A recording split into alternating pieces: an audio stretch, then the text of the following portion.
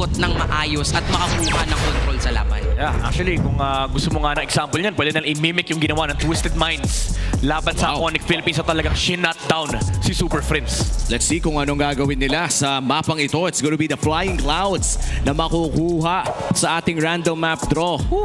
Midnight, medyo hindi ko alam kung bad trip ba yan o natutuwa ka. It's a Falcons map.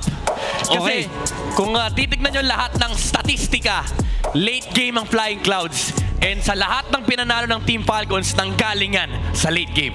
And wow, siguro ito na, binigyan na sila ng isa sa mga malalaking tsansa with that random map draw. Pasok na tayo. Blue side para dito sa side ng Onic Philippines na by the way ay pinili po ng Team Falcons na mag-red side sa kanilang game number 1. To me, Ano yan mga kunin nila fun is all dito? that No? matters. Kasi for Coach Wynot, the backshot Phobius as well as the 1-1, hindi normal na ito yung mga ibaban mo kung Yeah. ikaw yung first pick. I think pare sila na tinitignan dito. Cocktail's been itching for a YSS, real Arlot, fight. Harit, Zushin. Those four are very important in this match, especially the Arlot kasi yun yung isang playmaking hero ni Flaptizi. Oo. Kaso nandiyan si Kirkitect eh.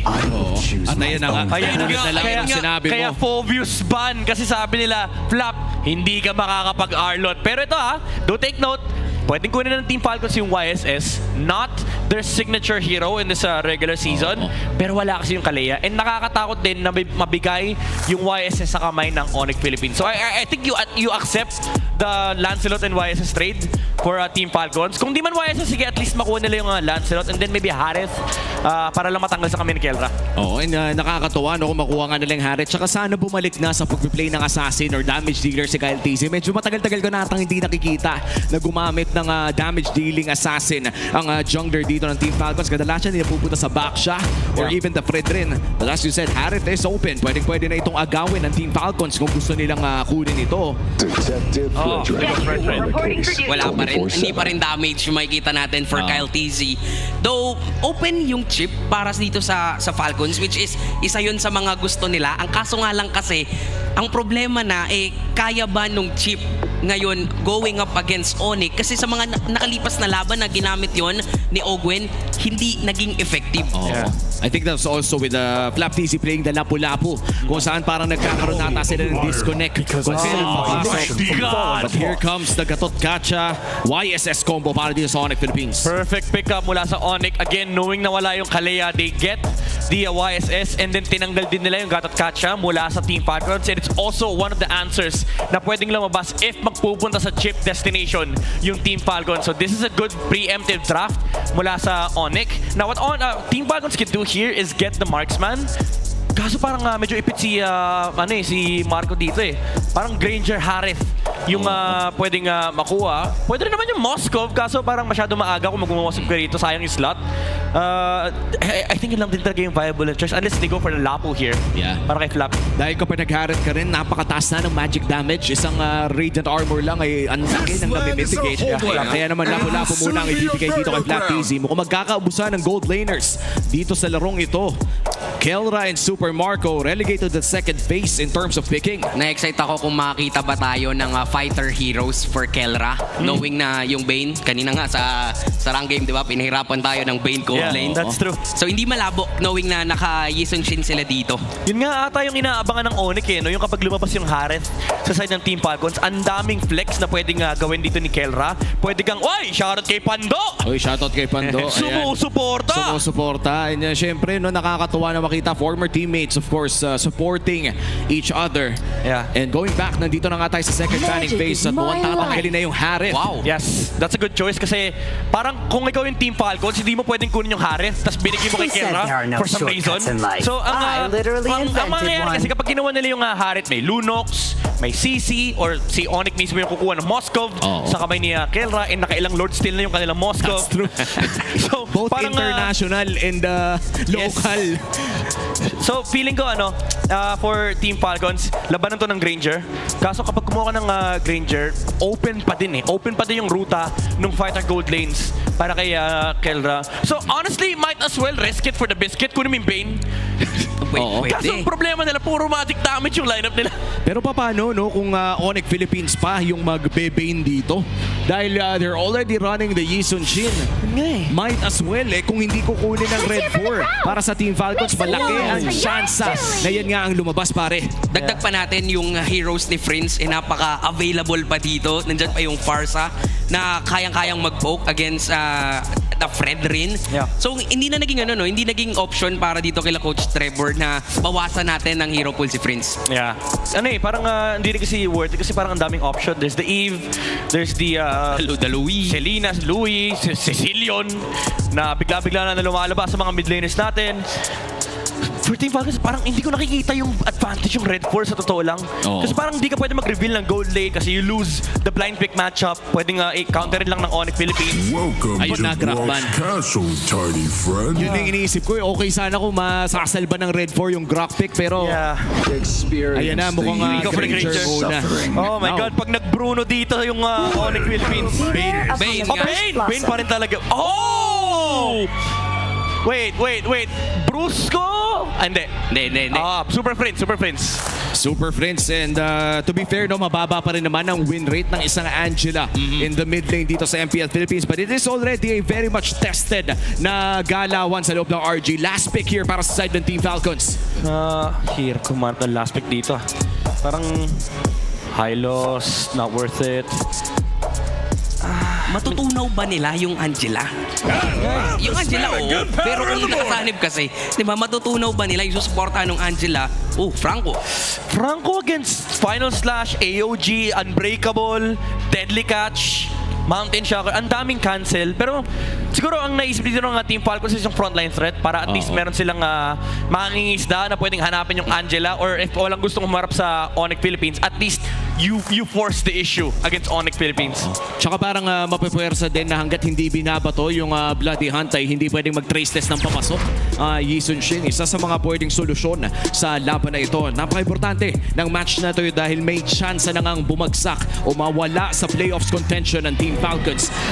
Ilalatag lang uli natin ang mga stakes dito para sa Team Falcons. Kailangan nilang manalo sa match na ito. Kapag natalo sila dito ay laglag na sa regular season ang side ng Team Falcons. For Onic Philippines, kapag nanalo sila dito ay mas mataas ang tsansa na makakuha sila ng upper bracket slot. Welcome to Game 1 of this Best of 3 series. This is our final Best of 3 ngayong gabing ito.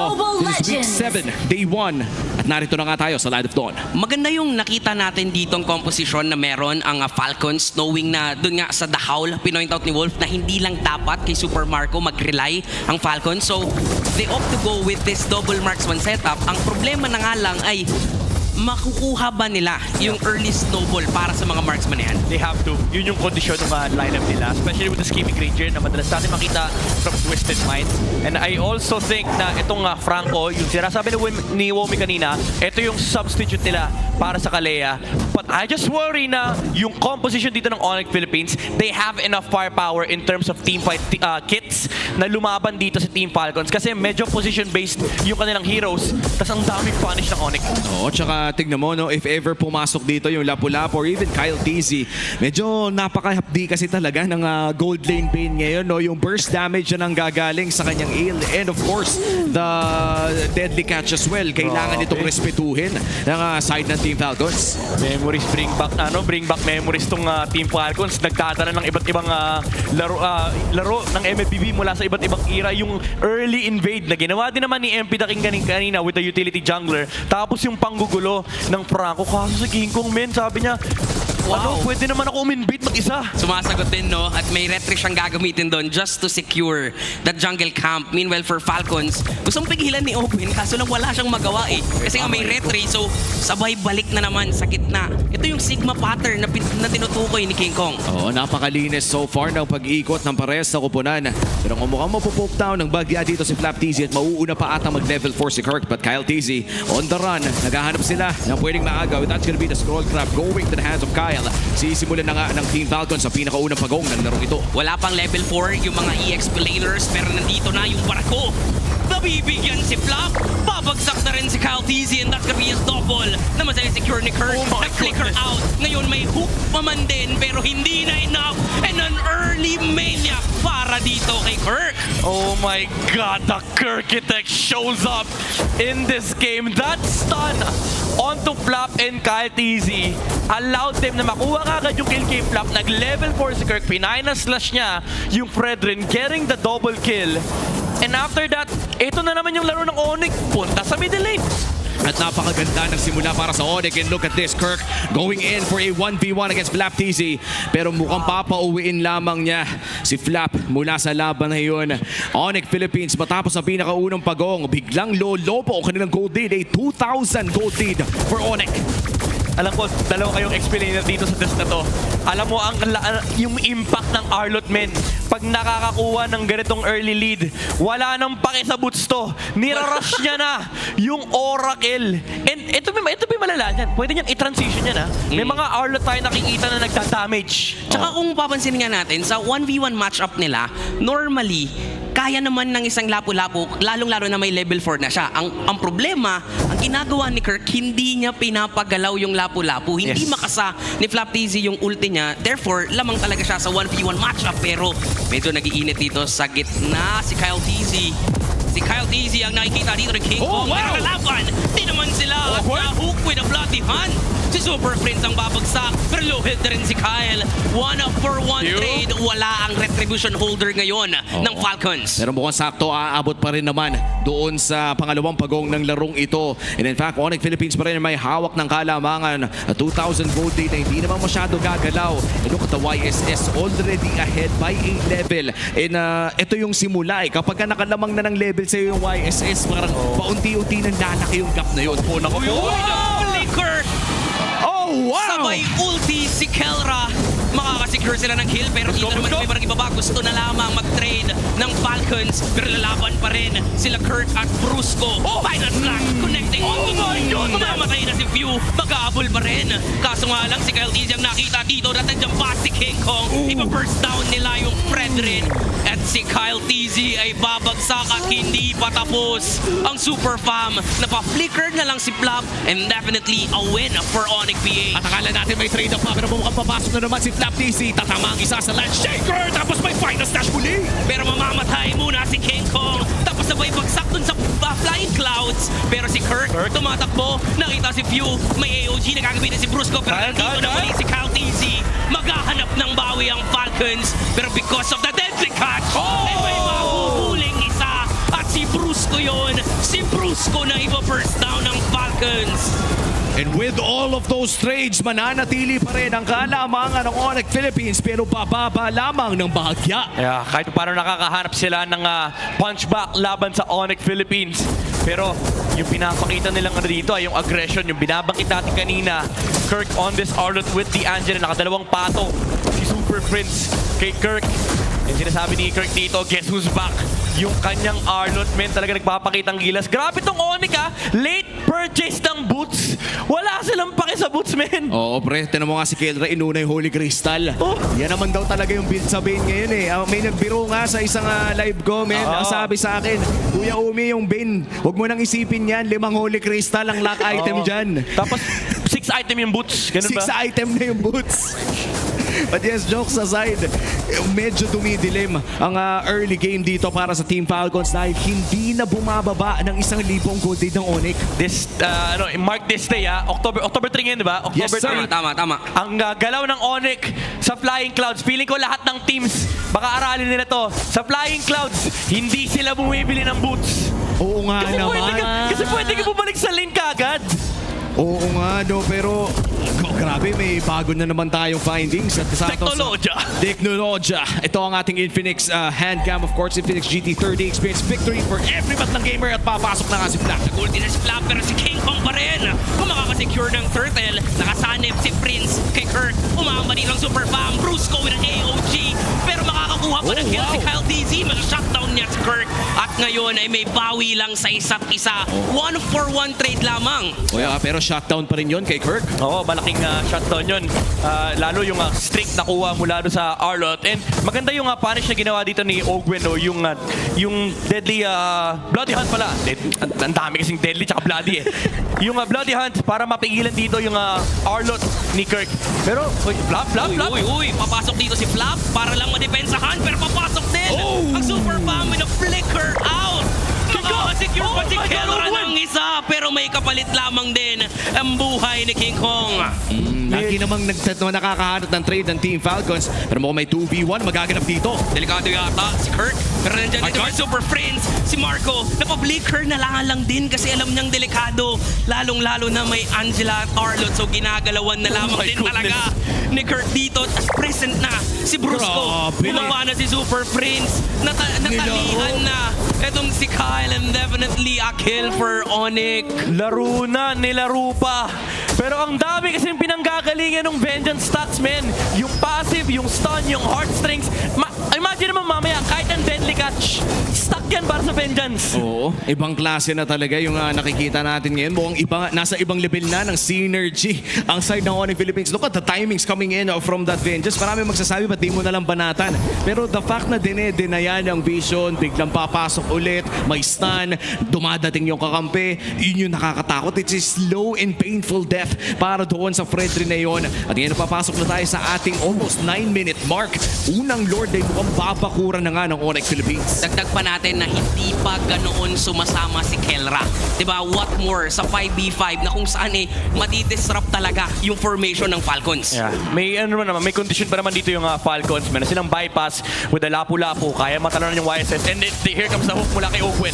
Hook sabay Bloody Hunt, tina-try first down. Si Bruce pero doon yung final slash para kahit pa paano ipigilan ang aggression ng Falcons, pero maiipit ngayon si Kirk. May AOG na gagamitin si Brusco dahil sinalba siya nung kaibigan niya kanina. Babawi lang siya para sa tropa. Binato na lahat. May kasama pang Torre Par, pero hindi bumagsak yung gatot katsang may Angela. Iba talaga ang nagagawa ng pag-ibig kapag may Angela. Oo, yun yung mahirap dito sa composition ng Team Falcons. Ang daming counterplay na pwedeng lumabas mula sa Onic. Yung pagmamahala ng pamilya, ng super family, yung gusto nilang iligtas sa isa't isa, pero may nahuli na naman. At first down ang gagawin ng Falcons. What a beautiful pick-off mula dito sa Falcons. Maliit na kalamangan para sa Falcons during this Lord take. Ibibigay na kaya ito. May hook na naman! Si Kirk naman ang nakita ngayon, pero may final round sa likuran. Iba first down, maghahabol pa rin si Kirk kasi alam niya nandito naman Super Friends. Kyle TC with the Lord take. At hindi pa rin tapos yung laban. Na hook ni Ogwen, na kill ni Kyle. Pabor pa rin talaga sa Falcons yan. 3 out of 3 hooks mula kay Ogwen. Tumama, manifesting the positive energy para sa Team Falcons, and they're fighting. Onic Philippines, isa-isa yung pick-off. Yun yung sinasabi natin kanina, may pick-off capacity yung Team Falcons. And binigla nila yung Onic. Nung una naka-ready si Super Prince, yung pangalawa, hindi na kayang isalba ng pag-ibig ni Super Prince. Isa lang naman kasi pwede mong mahalin. Pa isa-isa lang, kahit every 10 seconds ay meron kang pwedeng mahalin. Hindi rin naman pwedeng every 5. Brusco. With a play. Uy, nag-flicker in! Si Ogwen sa may Bloody Hunt, pero ganun din, may play din. Ang Onic sa likuran, may final touch pa dito. Buhay pa rin si Brusco. AOG, view with a flicker. Makakatakas lang din naman sa kay pero nakita siya sa likuran ni Kirk. At si King Kong ay present na. Gagamitin pa yung Appraiser Strat, pero kailangan na yatang lumayo ng Falcons kasi kulang na yung damage output nila ngayon. Ganda ng flank ni King Kong doon sa likod. Yes, yung nakita niya nga angulo and pati na rin yung entry na nakita ni Kirk, especially with the AOG coming out from Brusco. Pero yung range, ito yung problema ng Onic Philippines. They have to close the range against the Granger. Wala sila masyadong bypass dito, gatot catcha lang, and maybe the flicker from the Arlott, pero ang dami isang frontline, yung Fredrin din nagiging problema na. Si Kirk. So, natatakot kasi ako, sumisilip ng ganun si Kirk eh. Naghaharap ng angulo nilabas yung protractor eh. Iba kasi talaga yung mga silip ni Kirk. Alam mo may balak mang final slash, may balak na pumasok. But here comes the play coming in from Team Falcons. Bukas sila naman ang susubok na makahanap ng objektibo dito sa sa loob ng jungle ng Onic Philippines at mukhang ibibigay yata ito ng Onic Philippines. Retribution however is used para dito kay Kyle TZ at grupo-grupo na nga ang Team Falcons. Hindi na pwedeng pa isa-isa sa mga side lane. Alam mo yung maganda naman na ginagawa dito ng Falcons? Once merong hook na kumokonekta mula kay Ogwen, kahit sino, itatry nilang i-burst down eh. Yes. Ano yung idea din na yung hindi lang yung burst pero may naka-zone sa likod, nakatingin si Flap, naka-ready yung traction pulse mula kay Few, and yung stun din nire-reserva para sa mga respo na manggagaling mula sa Onic. Wait lang, si Kirk sisilip dito. Pero hindi pa rin yata nila itutuloy, lalong-lalo na 30 seconds magkakaroon ng Lord. Mukhang kakalma muna ang Land of Dawn. Wow! Si Brusco sabay kinagat. Pero dahil nakasanib si Super Prince, siya na mismo ang nag-decide, sorry Brusco. Uy, isa pa! Una kita, pero meron pa isang hook na naman. At si Kelra pa ang nakita nila. 2 hooks at 2 kills ang makikita at makukuha ngayon ng Team Falcons. And this might just be the Franco game that saves the franchise. Ogwen on fire dito sa kanyang Franco pickup ngayon. Imagine, playing the Kalea substitute. You're playing Franco in front of an Arlot, in front of a Gatot Kacha. And you're making it work para sa Team Falcons. Ito ang ultimate positive energy manifestation mula kay Ogwen. Yung mga pick-offs na super clear, kailangan makuha nila. Ito yung mga win condition and nabibigay ni Ogwen lahat. Alam mo yung malupit? Parang ang hirap-hirap naman talaga mang-hook sa Franco, pero pinapamukha ni Ogwen na madali lang. Oo. Hook ka lang, may mangingis may makukuha kang ista dyan. Man, you could teach a man how to fish at hindi pa rin magiging ganito kaganda yung gameplay niyan. Yan si Ogwen, mumamata na naman kay Brusco. Here comes the Lord push, come mid lane. Dadamba ang Lord pero nandiyan pa rin naman ang wave clear na nanggagaling dito kay Kelra. Kyle TZ with a taunt. Here comes the traction pulse, Flap TZ, Landshaker, hindi pa ibabato. Nabato na rin. Na-hook si Kirk at ganun lang kabilis yung burst down. Akala natin kayang dumipensa ng Onic pero may hook na naman at nagbabadya na naman ang hook ni Ogwen dito. Anytime pwede tayong makakita ng isang mapipick off mula sa Super Fam. That's 6 out of 6. Baka nga 7 out of 7. Naku! Brusco sa gala natin! Pero kinagat! Pagkababa dun sa cloud, sabay kagat, tinatry lang i-burst down. Merong mga pating pero hindi enough yung damage output niyan. Sige kung sa gilid nakita ang Super Marco.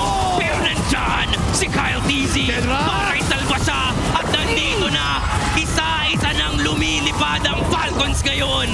Tatlo ang dedepensa at mukhang may gusto pa sa top wave ang side ng Team Falcons, holding a 2,000 gold lead, the largest that they've had yet. Pero hindi nagmamatter yun. Dalawa ang dedepensa, hindi tatlo para sa Onic Philippines. Ready pa rin naman yung sanib dito ni Super Prince pero papasok na si Kyle. May hupang makukuha dun sa likuran. And that is gonna be it. Si Prince na lang ang matitira at buhay na buhay pa rin ang Falcons.